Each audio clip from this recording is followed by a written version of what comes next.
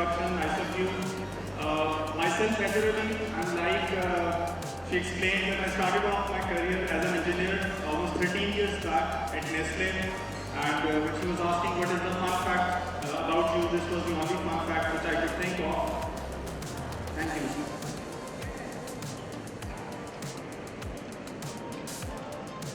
So today I will be sharing a few of my key learnings about cognitive agility.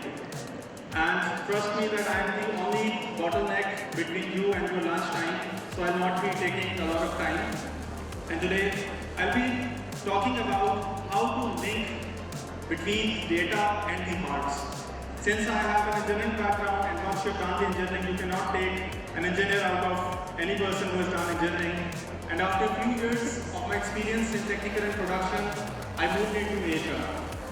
And after looking in both these functions, trust me that it is way more difficult or way more challenging to understand people than it is to understand the machines or the processes.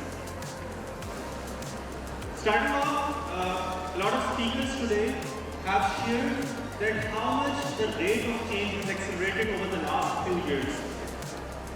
Obviously, I cannot deny this fact because a few years back, when we used to attend such conferences, we used to hear that change is the only constant. Change is inevitable. But today we are not only talking about change, but we are talking about the rate of change and the pace of change. Starting off from the macroeconomic situation in the world, to the geopolitics, to the artificial intelligence, and last but not the least, the talent landscape. I believe most of the audience sitting in this room is from the HR background. Can I have a raise of hands, people who are working in HR? So decent 80 to 90%. How many of you think, again you can use the raise of hands, the talent landscape today is way more different and challenging what it used to be 3 years or 5 years back? So again, almost 80 to 90% of that population. So today it is not only about it's changing, but it is changing at an ever fast pace than ever before. Now how we can adapt this change? And trust me, we do not have any other option than to adapt this change, not only adapt, but making our learning pace faster than the pace of change. In addition to that, it is not only how fast or how quickly we adapt to the change, but how flexible we are in terms of our mental agility. And here comes the concept of cognitive agility.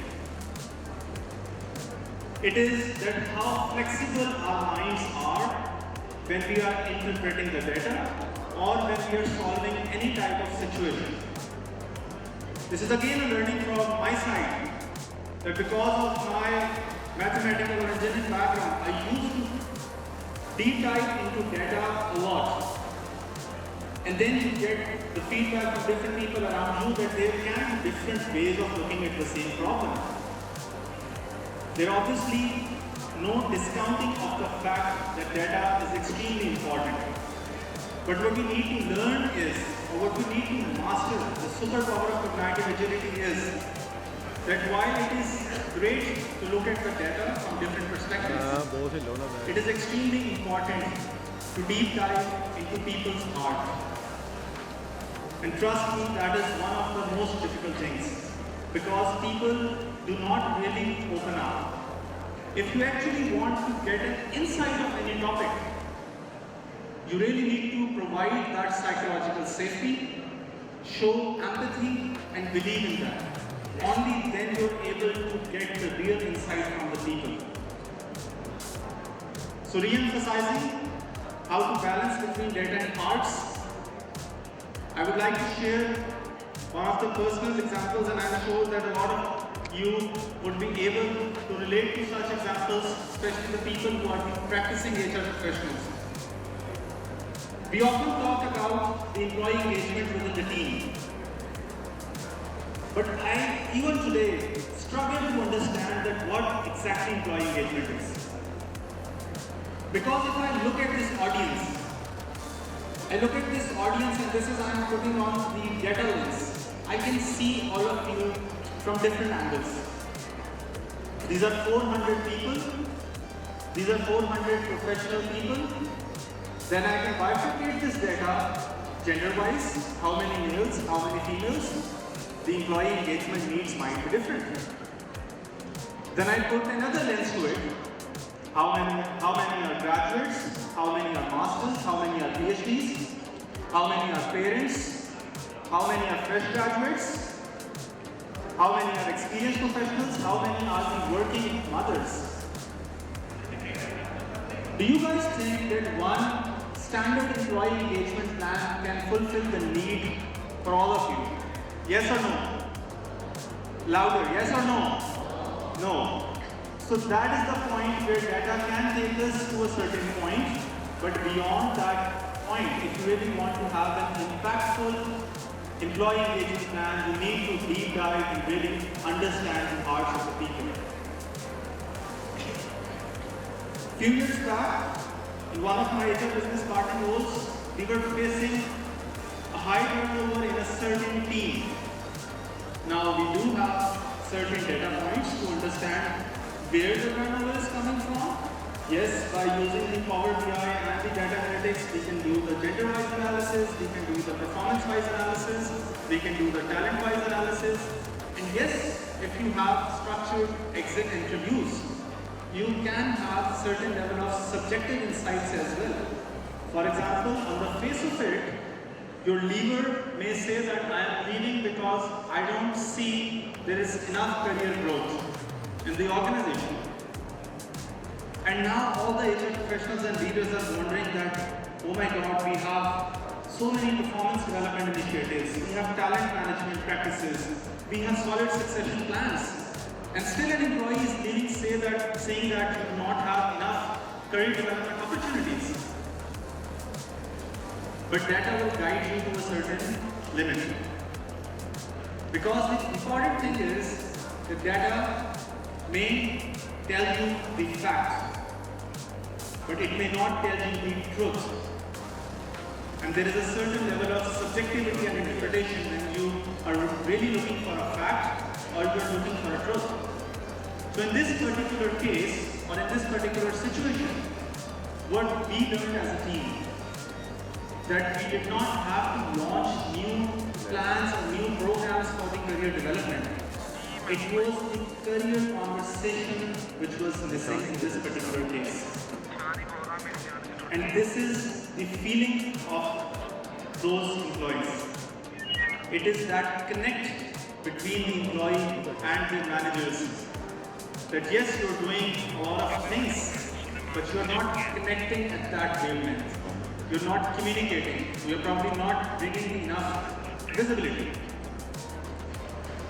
So generally, if you want to develop this superpower, I call it a superpower of cognitive agility, because it helps you think from a different lens. Once you're looking at a strategic level, zoom out.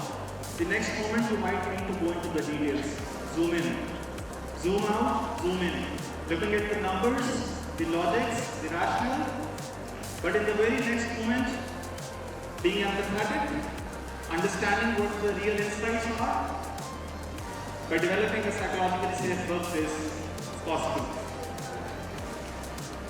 Last but not the least, one personal example, because most of you will be able to relate that there are certain moments when our concepts get very clear with this fancy HR terms or the fancy skills.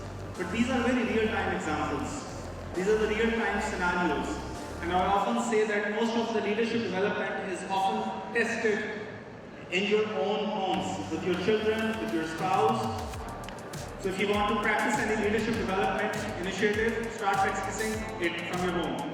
And there was a moment which I would like to share on a lighter note, that few of my close ones, I used to ask, how are you feeling? He said, I'm okay. Now what is this, I'm okay?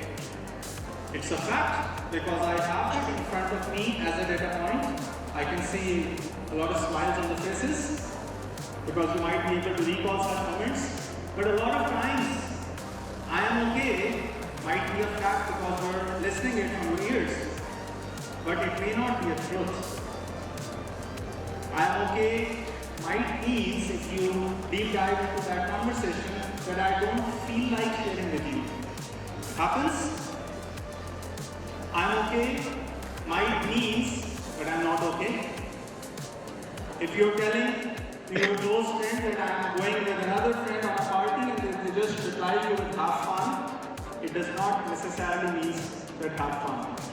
So that is the difference, how you really need to decode your data sometimes and deep dive into the hearts of the people. Thank you very much for being a wonderful audience. Big round of applause for all of you. Thank you so much. Thank you, Haider. Stay on stage, please.